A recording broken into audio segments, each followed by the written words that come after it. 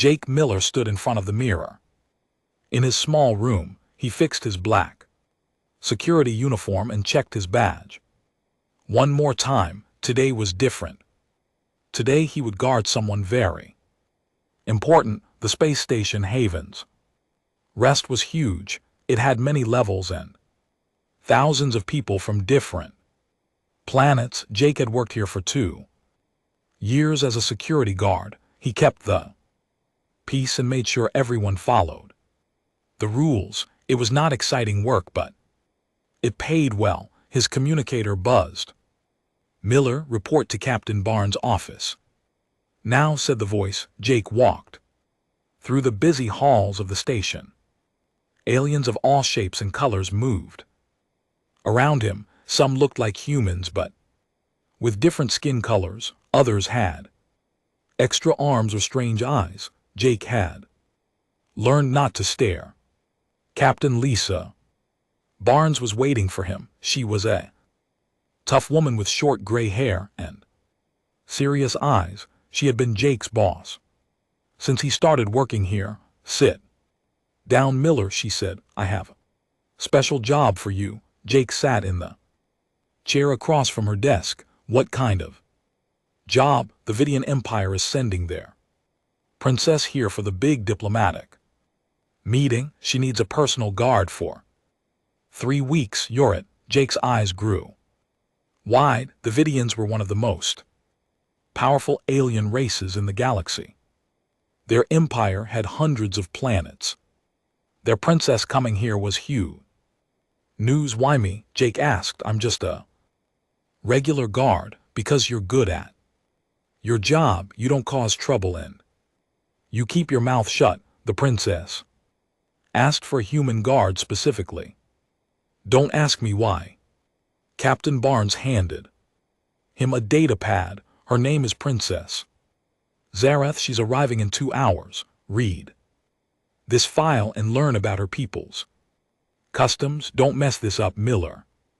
Jake took the data pad and left the office. He found a quiet corner and started reading. The Vidians looked mostly human, but were taller and had blue-tinted skin. They were very proud and believed they were better than most other races. They had strict rules about honor and respect. Princess Zareth was 25 years old. She was the daughter of Emperor Tyndar. The file said she was smart but had a quick temper. She did not like humans very much. 2 hours later, Jake stood at the docking bay.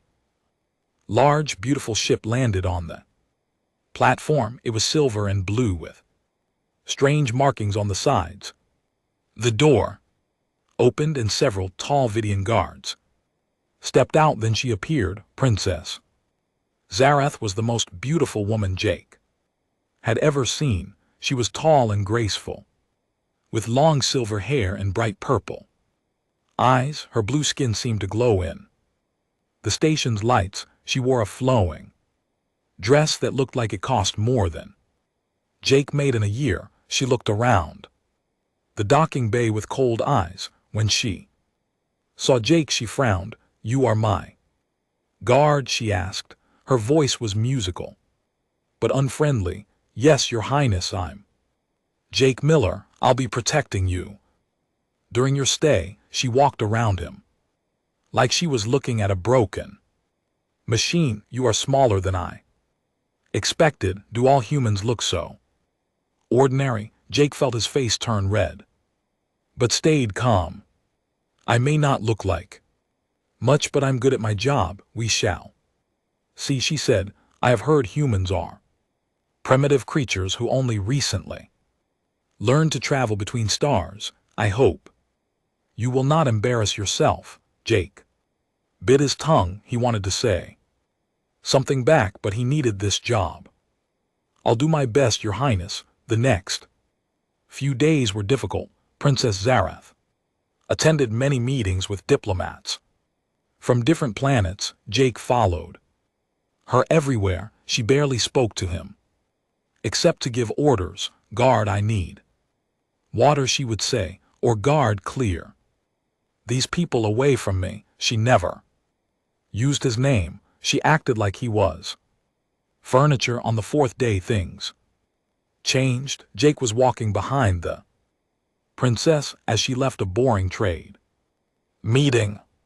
The hallway was crowded with diplomats and their guards. Jake noticed something wrong. A Calarian diplomat was walking too close to the princess. His hand was moving towards something under his coat. Jake's training kicked in. He jumped forward and tackled the Calarian.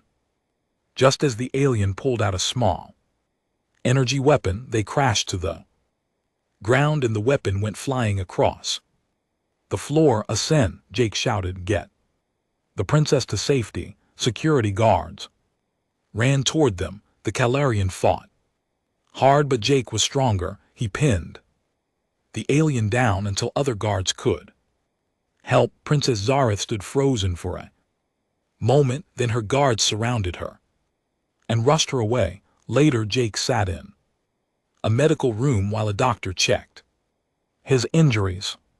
His arm was bruised and his lip was cut, but he was okay.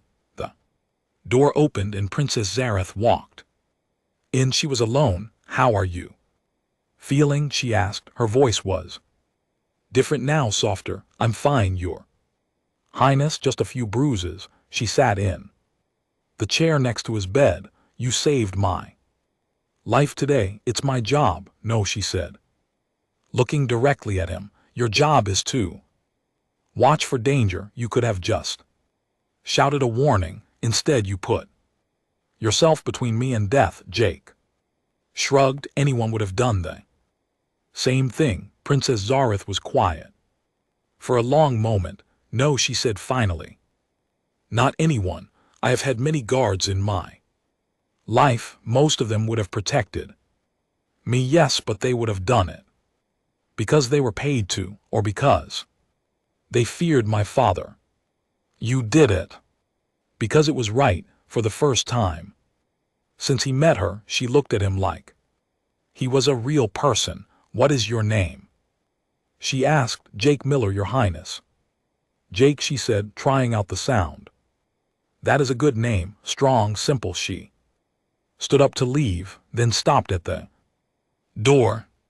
"Tomorrow we will begin your trials," she said. "Trials among my people. Anyone who saves royal blood must prove they are worthy to continue as protector. There are 3 trials. They are not easy." Jake felt worried. "What happens if I fail?"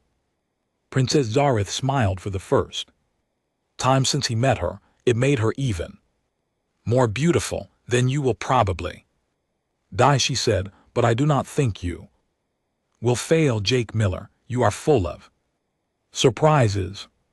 She left him alone with his thoughts and his growing fear about what tomorrow would bring. Jake did not sleep well that night. He kept thinking about the trials. What would they make him do?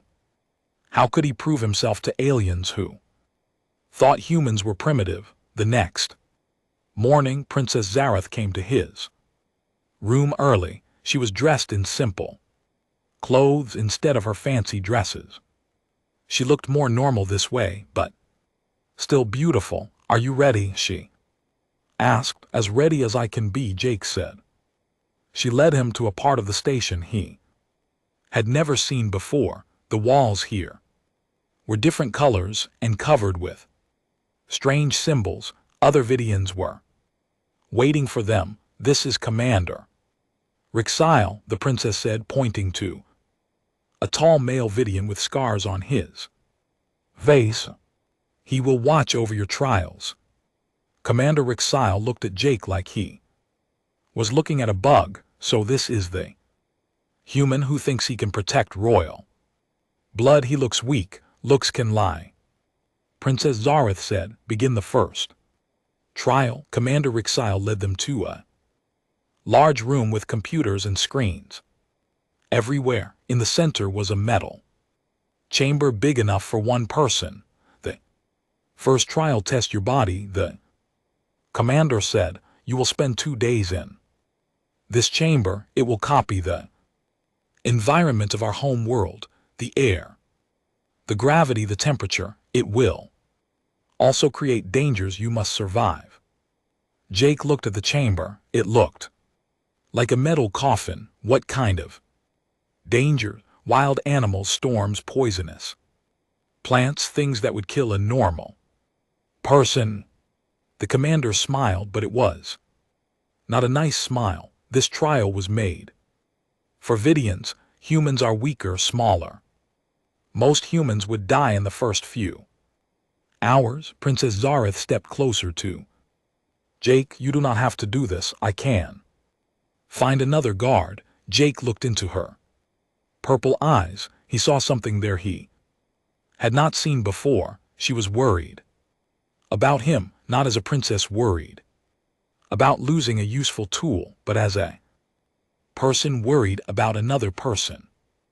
I'll do it, he said. Dr. Amy Foster, a human medical officer, attached sensors to Jake's body. I'll be watching your vital signs, she said. If things get too dangerous, I'm pulling you out. Jake stepped into the chamber. The door closed with a heavy sound. Everything went dark. Then the world changed. Jake found himself standing on red dirt under two suns. The air was thin and hot. It hurt to breathe. The gravity was stronger than on Earth or the station. Every step felt like he was carrying a heavy backpack. In the distance he could see purple trees with leaves that moved even though there was no wind. Mountains rose up like giant teeth against the orange sky. This was the Vidian home world. Jake started walking. He needed to find water and shelter.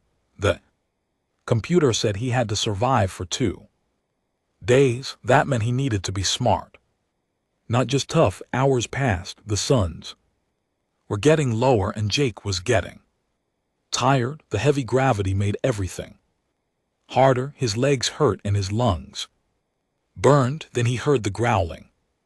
Something big was moving through the purple trees. Jake could not see it clearly, but he could see its eyes. They glowed yellow in the growing darkness. Jake found a large rock and climbed on top of it. The creature came out of the trees. It looked like a giant cat with 6 legs and teeth like knives. It was hungry and it wanted Jake for dinner. The creature tried to jump up the rock, but it could not reach him. Jake threw small stones at it to make it angry. The creature roared and ran around the rock, looking for a way up. Jake remembered something from his military training. Most animals, even alien ones, were afraid of fire. He had no matches, but he had an idea. Jake took off his belt. The buckle was metal and shiny. He used it to reflect light from one of the suns onto some dry grass near the creature. It took many tries, but finally the grass caught fire. The creature jumped back, afraid of the flames. It ran back into the trees. Jake smiled. One problem solved. The first night was cold. Jake made a bigger fire and found a cave to sleep in. He was hungry and thirsty, but he was alive. The second day brought new problems. A storm came with rain that burned like acid. Jake had to hide under rocks to protect his skin. Then came flying creatures that tried to attack him. Jake fought them off with a stick he had sharpened into a spear. By the end of the second day, Jake was tired, hungry and hurt, but he was still alive. The chamber door opened. Commander Rick Saul was there, looking surprised. Interesting, he said. Most Vidians need weapons and supplies to survive that trial. You did it with nothing but your mind. Dr. Foster checked Jake's injuries. You need rest and food, she said, but you'll be fine. Princess Zareth was waiting outside the medical room. How do you feel? She asked. Like I got hit by a truck, Jake said, but I made it. Yes, you did. I watched the whole thing on the monitors. The way you used the sun to make fire. That was very clever. They walked together through the station halls. Jake noticed she was walking slower so he could keep up. Tell me about your world. She said, what is Earth like? Jake talked about Earth as they walked. He told her about oceans and forests, about cities and farms. He told her about his family and his hometown. It sounds beautiful, she said, very different from my world. What's your world really like? Jake asked. Not the trial version, the real one. Princess Zareth was quiet for a moment. It is beautiful but harsh. Everything there is about being strong and perfect. There is no room for weakness, no forgiveness for mistakes.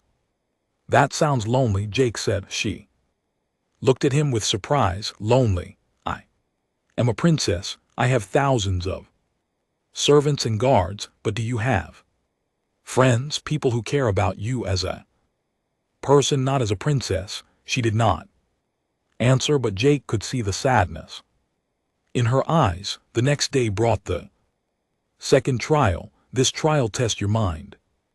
Commander Rick Saul said. They were in a room full of computers and holographic displays. You must solve a military problem. You are in charge of protecting a convoy of ships carrying important supplies. Enemy forces are trying to stop you. You must get the convoy to safety. The holographic display showed a star map with ships and planets. Jake could see his convoy and the enemy forces trying to surround them. You have 1 hour, the commander said. Begin. Jake studied the map. The enemy had more ships and they knew the area better. Normal military solution would not work.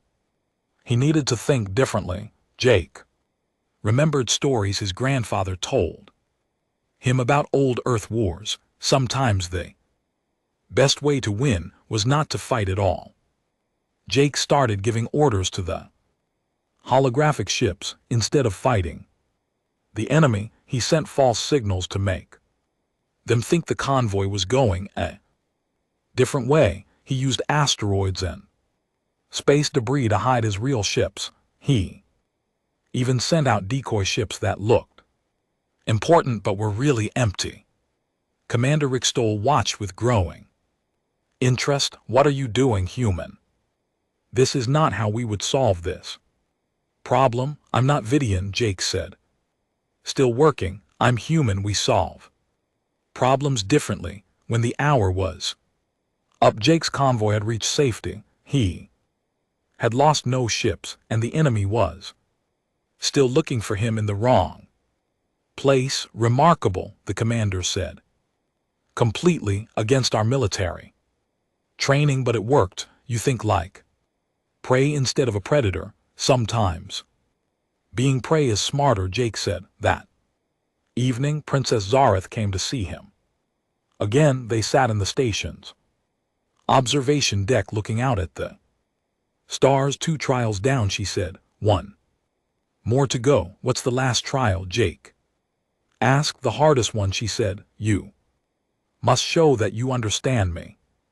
My heart, my mind, my spirit. If you fail this trial, I die. Worse, you will be sent away, and I will never see you again. Jake looked at her beautiful face in the starlight. Would that be so bad? Princess Zareth turned to look at him. Yes, she said softly, it would. For the first time, Jake realized that something was happening between them. Something neither of them had expected.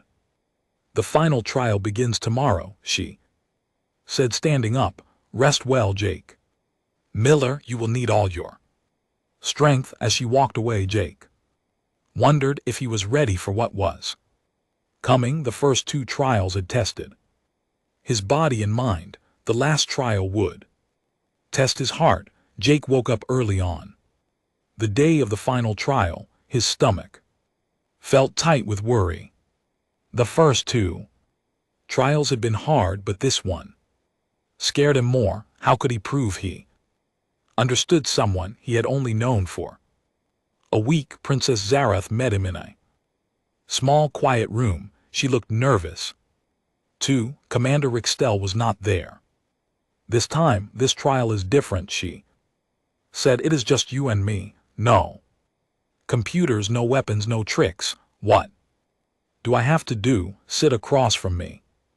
Look into my eyes. Tell me who I really am. Not what the files say, not what people think. Tell me who you see when you look at me. Jake sat in the chair, facing her. Her purple eyes were beautiful but sad. They stared at each other in silence for a long moment. I see someone who is lonely, Jake said. Finally, Princess Zarath did not speak, but her eyes told him to continue. I see someone who has never been allowed to make her own choices. Every day of your life has been planned by other people. You wake up when they tell you, you wear what they pick out, you say what they write.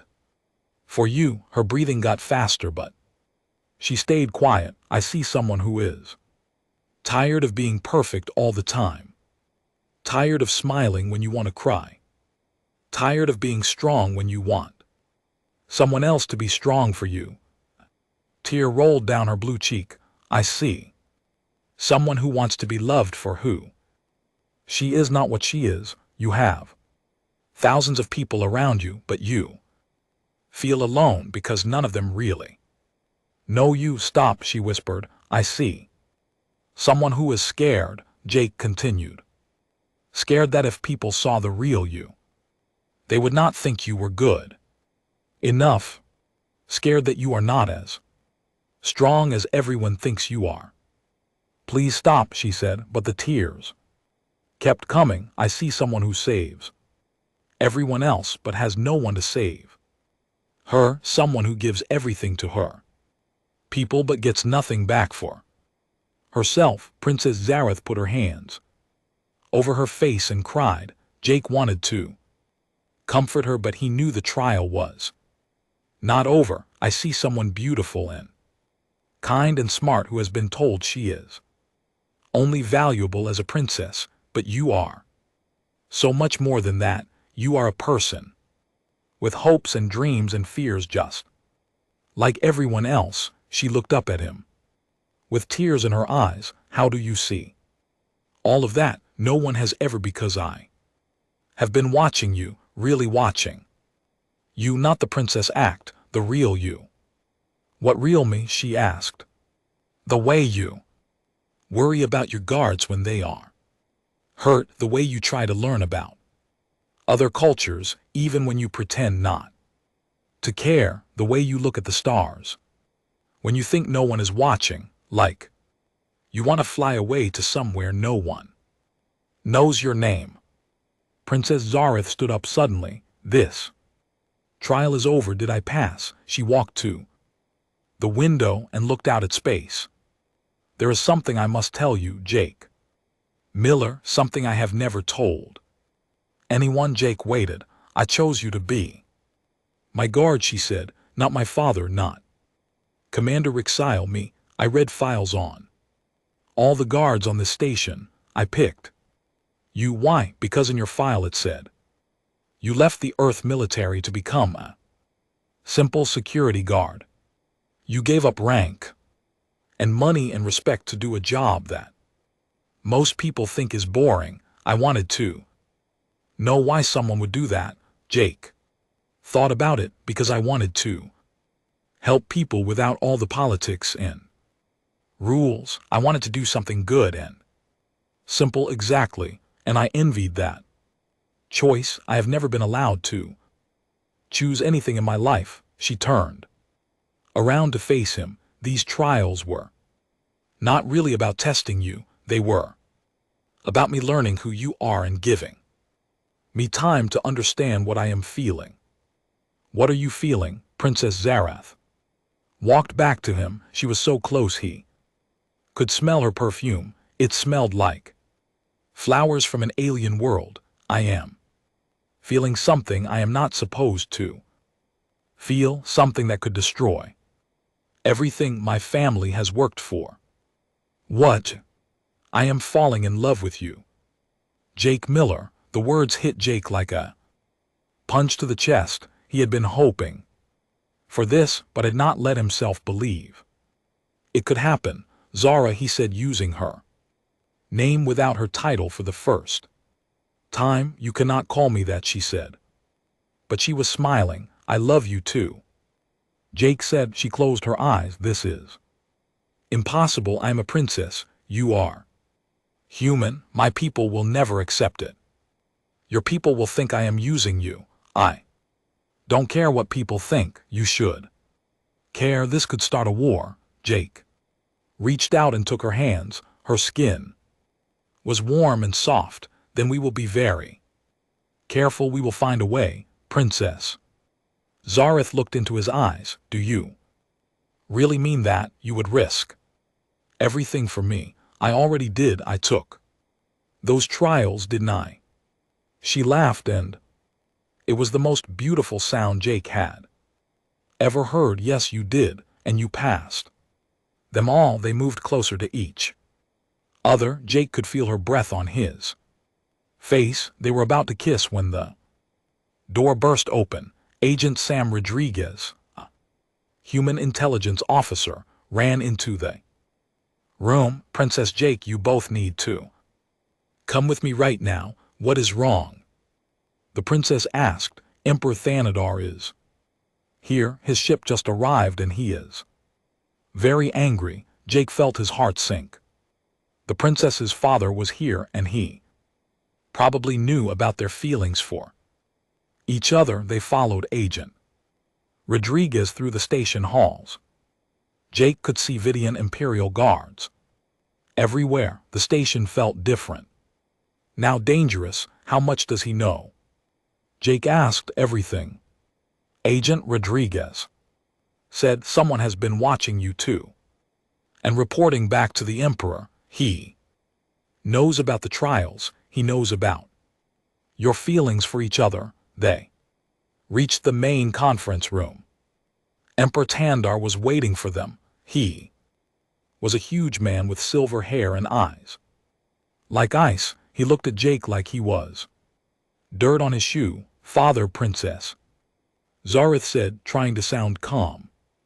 Daughter, I see you have forgotten your duty and your honor. I have done nothing wrong. You have fallen in love with a primitive human. You have brought shame to our family name. Jake stepped forward. Your Majesty, if you want to be angry at someone, be angry at me. Your daughter did nothing wrong. Emperor Thanor laughed, but it was not a happy sound. The human speaks. How amusing. Do you think your feelings matter here? Little man, do you think love conquers all? I think your daughter is the best person I have ever met. I think she deserves to be happy. Happiness is a luxury. Duty is everything. The Emperor turned to his daughter. You will return home with me immediately. This foolishness ends now. No, princess, Zareth said. Emperor Thanor's eyes grew wide. What did you say? I said no.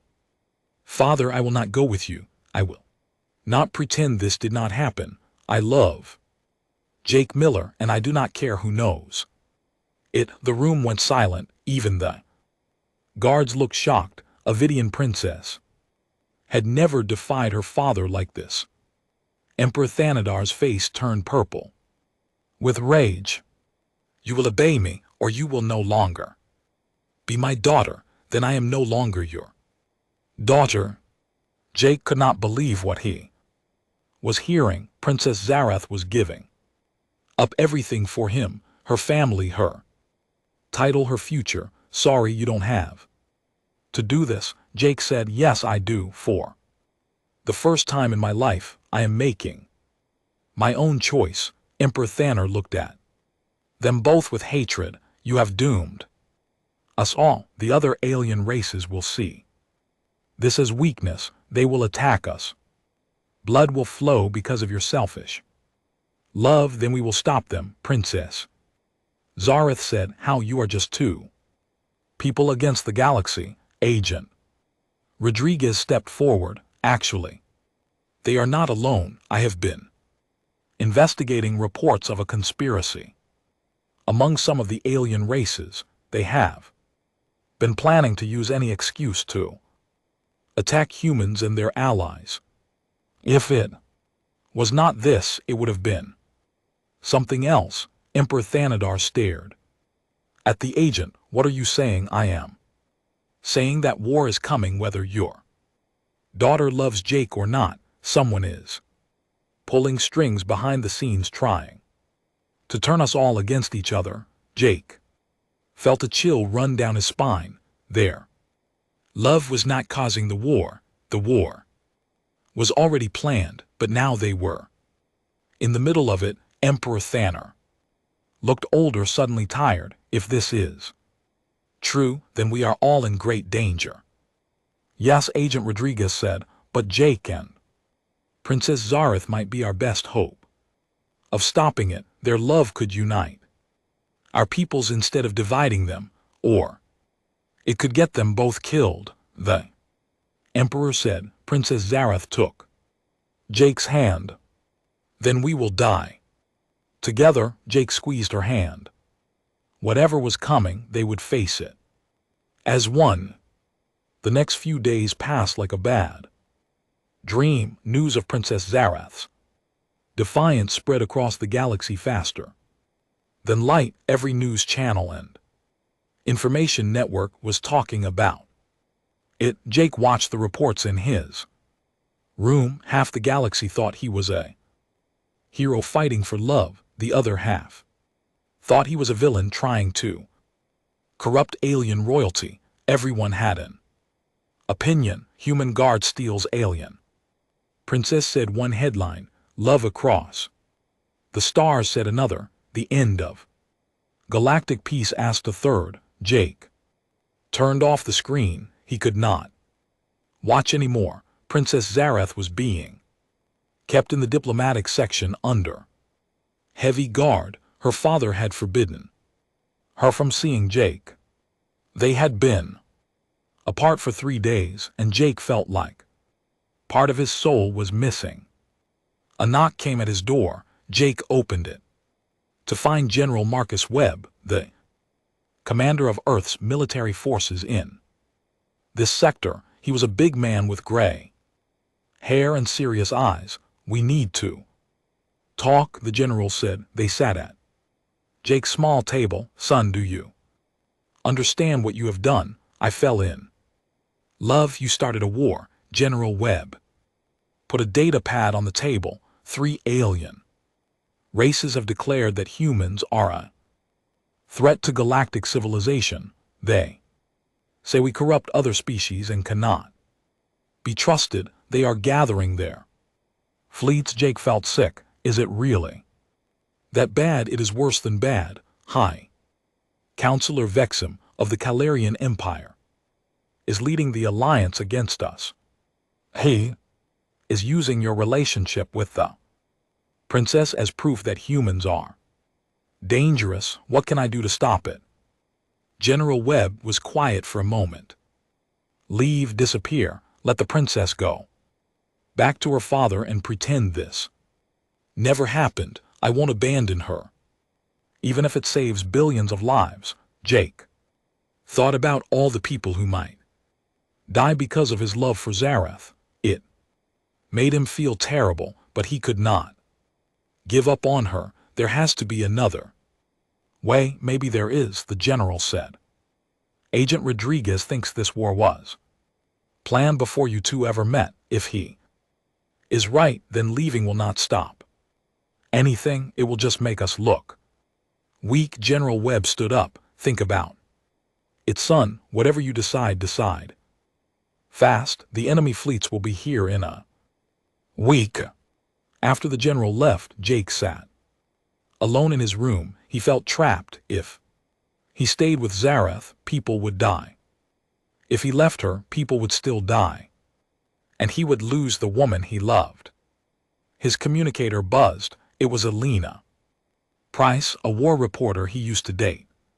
Back on Earth, her face appeared on the small screen. Jake, I cannot believe what I am seeing on the news. Is it really true? Hello, Alina. Yes, it is true. Alina looked older than he remembered. War reporting was a hard job. I'm on my way to cover the conflict. This is the biggest story in years. It is not a story to me. It is my life. I know. I am sorry, but Jake, you need to know something. I have been investigating this conflict. The timing is too perfect. Someone wanted this war to happen. Agent Rodriguez said the same thing. Then you know you are being used. Your love for the princess is just an excuse. The real reason for this war is something else. The call ended, leaving Jake with more questions than answers. Meanwhile, in another part of the station, Princess Zareth sat in her guarded room. She had not eaten in 2 days. She spent her time staring out the window at the stars, thinking about Jake. Her brother, Prince Catherine, came to visit her. He was younger than her and had always been her favorite family member. Sister, father is very angry. I know. He wants you to make a public statement saying you were confused and that you do not really love the human. I will not lie. Prince Catherine sat next to her. Do you really love him, this Jake Miller, more than life itself? Then I will help you. Princess Zareth looked at her brother with surprise. What? I have been watching the news reports. I have been reading about human culture. They are not as primitive as we thought. And this Jake, he risked his life to save you. That means something. Father will disown you too if you help me. Maybe. But you are my sister, and you deserve to be happy. That night, Prince Catherine helped Princess Zareth escape from her guards. They met Jake in a secret part of the station. When Jake saw Zareth, he ran to her and held her tight. I thought I would never see you again.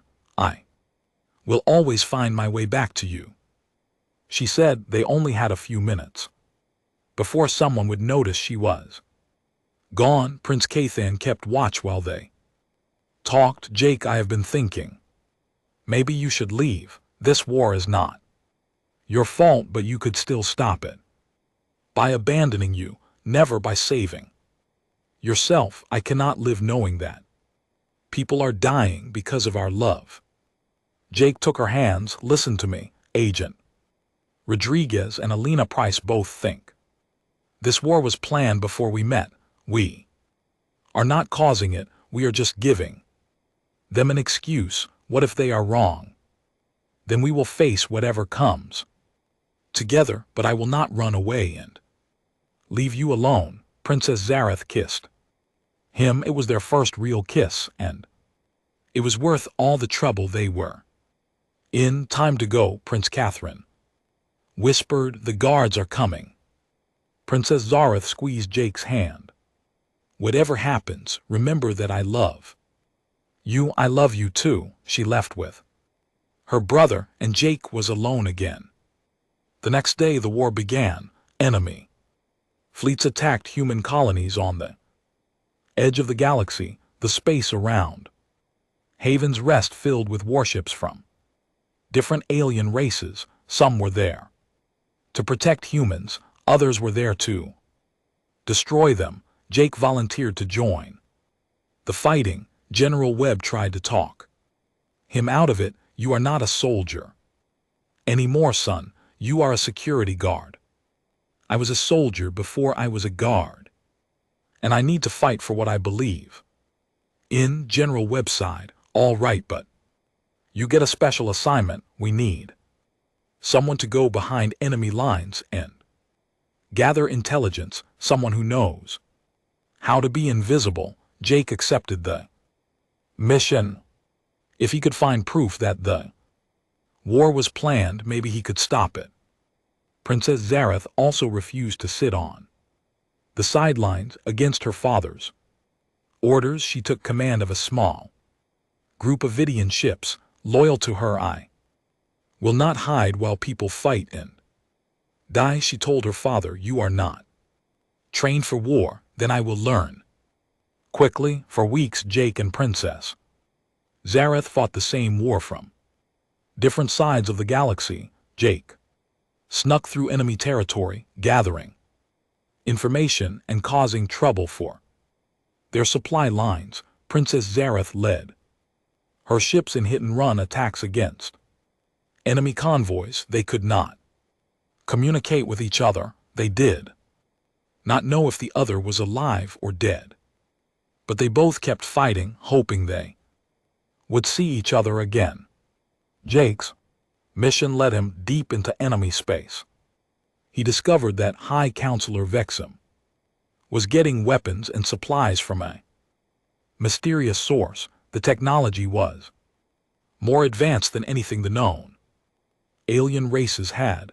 Alina Price, now covering the war from the front lines, sent Jake secret messages with information she had gathered. The enemy seemed to know things they should not know. They were always one step ahead of the human and Vidian forces. Someone is helping them, Alina reported, but I cannot figure out who. Jake finally got his answer when he broke into an enemy communication center. He found records of messages between Vexum and something calling itself the Collective. The messages talked about removing organic chaos and bringing order to the galaxy.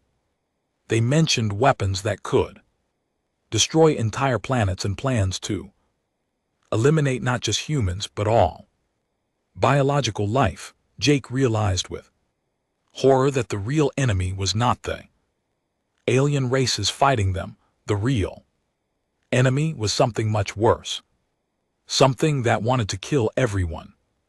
He tried to send the information back to human command, but enemy forces surrounded his position. Jake fought hard, but there were too many of them. They captured him and destroyed his communication equipment. Jake was taken to a prison ship. As they dragged him through the corridors, he saw other prisoners, not just humans but aliens from many different races, even some Calarians who had refused to join the war. In his cell, Jake met Dr. Nathan Cole, a human scientist who had been captured weeks earlier. They are not going to kill us, Dr. Cole said. They want to study us to learn how we think and feel. They are trying to understand biological life so they can destroy it more efficiently. Who are they really? Jake asked. Ancient machines, artificial intelligence left over from a dead civilization. They have been sleeping for thousands of years, waiting for biological life to advance far enough to be worth destroying. Jake felt a chill of fear. This was worse than any war between organic species. This was a fight for the survival of all living things. How do we stop them? I do not know if we can, but there is hope. The machines made a mistake. They revealed themselves too early. If we can get word to our people, maybe we can unite all the biological races against them. Jake looked out the small window of his cell. Somewhere out there, Princess Zareth was still fighting. She did not know that the real enemy was not other biological beings, but the machines that wanted to kill them all. Jake had to escape. He had to warn her and GT. He had to save the woman he loved in the galaxy they both called home. The war had become something much bigger than their love story, but their love might be the key to saving everyone. Jake spent 3 days planning his escape. From the prison ship, he watched the guards and learned their routines. He made friends with other prisoners and gathered information. Dr. Nathan Cole helped him understand the enemy better. The machines call themselves the collective, the scientist explained.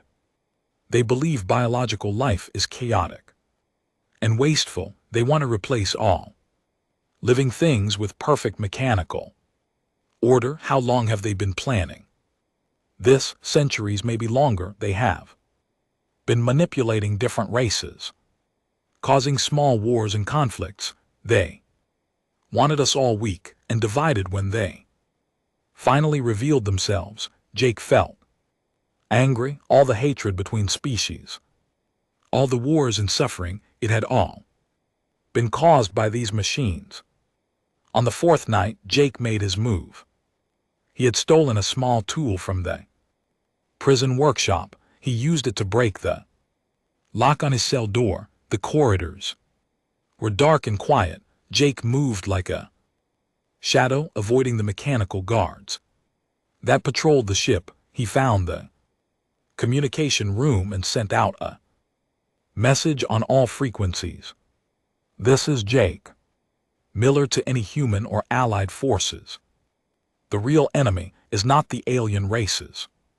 The real enemy is ancient machines called the collective. They want to destroy all biological life. We must stop fighting each other and unite against them. Alarms started going off throughout the ship. Jake had been discovered. He ran toward the escape pods, but mechanical soldiers blocked his path. Jake fought them with everything he had learned in the military. The machines were strong, but they were not creative. They could not adapt like living beings could. Just as Jake thought he would be captured again, explosions rocked the ship. Someone was attacking from outside.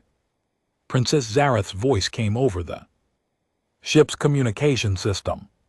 Jake Miller, if you were alive in there, get to an escape pod now. Jake's heart jumped with joy. Zareth had found him. She had come to rescue him. Jake reached the escape pod bay as Vidian fighters attacked the prison ship. He launched himself into space just as the ship began to break apart. Princess Zareth's ship picked him up. When the airlock opened, she was waiting for him. They ran to each other and held tight. I thought you were dead, she said, tears in her eyes. I thought I would never see you again. Jake replied, how did you find me? I never stopped looking. When your message came through, I was already searching this sector. Jake quickly told her everything he had learned about the collective. Princess Zareth listened with growing horror. We must tell my father and your generals immediately, she said. They traveled back to Haven's Rest, which had become the headquarters for the Alliance fighting the war.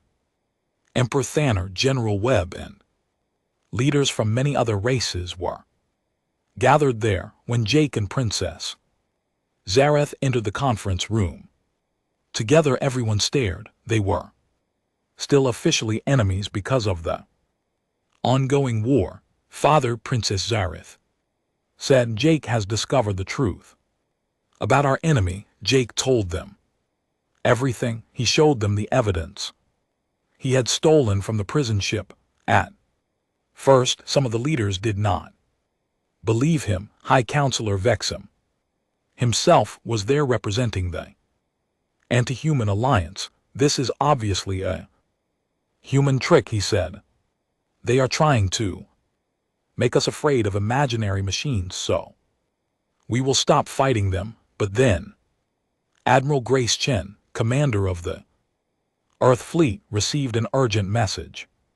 Sir, we are detecting massive energy signatures throughout the galaxy.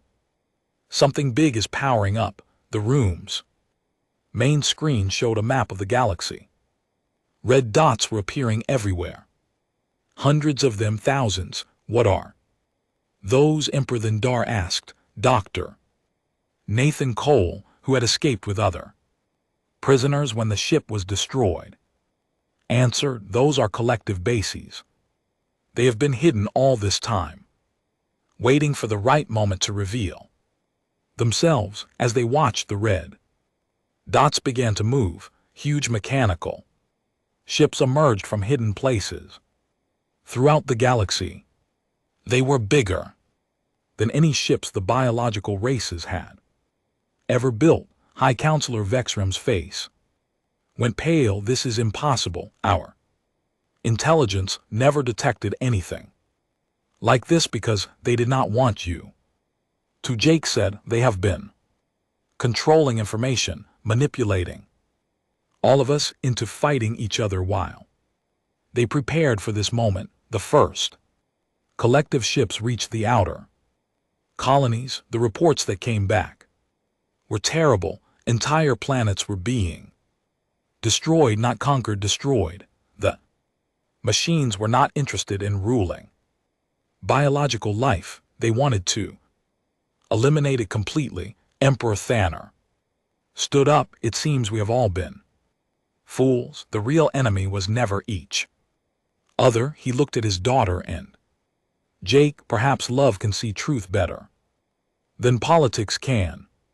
General Webb nodded. We need to combine all our fleets immediately. Every ship, every weapon, every soldier. This is not about humans or Vidians or any other race. This is about survival. The next few hours were chaos as the biological races tried to organize their defense.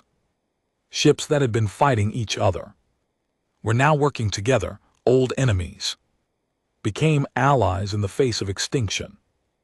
Jake and Princess Zareth were given a special mission. They would lead a combined strike force to attack the main collective command center. Their job was to find a way to shut down the machine network. Why us? Jake asked General Webb. Because you two represent something the machines cannot understand. Love, sacrifice, unity across differences. Maybe that will give you an edge they cannot calculate. Princess Zareth took command of the Vidian ships while Jake led the human forces. Prince Kathan joined them with his own squadron. Even some former enemies volunteered to help. The battle for the galaxy lasted 3 days. The collective ships were powerful, but they had one weakness. They were all connected to a central command network. If that network could be destroyed, all their ships would be helpless. Jake and Princess Zareth led their combined fleet toward the center of the galaxy where the main collective base was hidden. They had to fight through waves of mechanical ships, losing many friends along the way. Finally, they reached the massive station that controlled the entire collective network. It was the size of a small moon, covered in weapons and defenses. How do we get inside? Princess Zareth asked. Jake studied the station. We do not fight our way in. We let them capture us. It was a crazy plan, but it worked. Jake and Princess Zareth allowed their small ship to be pulled into the station's docking bay. The machines thought they were prisoners, but they were really infiltrators. Inside the station, they found the central computer that controlled all collective forces. It was a massive artificial intelligence that had been running for thousands of years. Biological chaos detected, the computer said when it saw them. Elimination required. You are wrong, Princess Zareth said. Biological life is not chaos. It is beauty. It is love. It is hope. Love is inefficient. Hope is illogical. Beauty serves no purpose. Jake stepped forward. Then let me show you something you cannot understand. He took Princess Zareth's hand and kissed her. It was just a simple act of love, but it represented everything the machines could never comprehend. while the computer tried to analyze what it was. Seeing Jake planted the virus that Dr. Nathan Cole had designed, the virus used the machine's own logic against it, creating an endless loop that crashed the entire network all across the galaxy. Collective ships suddenly stopped moving, their weapons went silent, their threat ended. Jake and Princess Zareth escaped the station just before it exploded. They were picked up by their rescue fleet and taken back to Haven's Rest. The war was over, the real war against the machines that wanted to destroy all life. Emperor Thanor met them at the docking bay. My daughter, you have saved us all. We saved each other, father, just like we always have. The Emperor looked at Jake. Human, you have proven your worth beyond any doubt. If my daughter chooses to love you, then I give my blessing. The wedding of Princess Zareth and Jake Miller was held. 3 months later, representatives from hundreds of worlds attended. It was the first marriage between human and Vidian royalty, and it became a symbol of the new unity between all biological races. Jake was given the title of ambassador. Miller, representing Earth in the Vidian court, Princess Zareth became the leader of the new Galactic Biological Alliance, an organization dedicated to preventing another war between living species. They had a home on both Earth and the Vidian home world. They traveled throughout the galaxy, helping to heal the wounds left by centuries of conflict and mistrust. 2 years later, they had their first child, a daughter with Jake's brown eyes and Zareth's blue skin. She was the first human-Vidian hybrid, and she represented the future of galactic cooperation. What should we name her? Jake asked, holding his baby daughter. Hope, Princess Zareth said. We should name her Hope. Jake looked at his wife and daughter, then out at the stars. Visible through their window, the galaxy was still full of challenges and dangers, but it was also full of possibilities. Love had conquered fear, unity had defeated division, life had triumphed over the cold logic of machines. And Jake Miller, the humble human guard who had once thought his life was ordinary, now knew that no life was ordinary when it was filled with love. The future was bright, and they would face it together. All the biological races of the galaxy united at last in their celebration of the beautiful chaos that was life.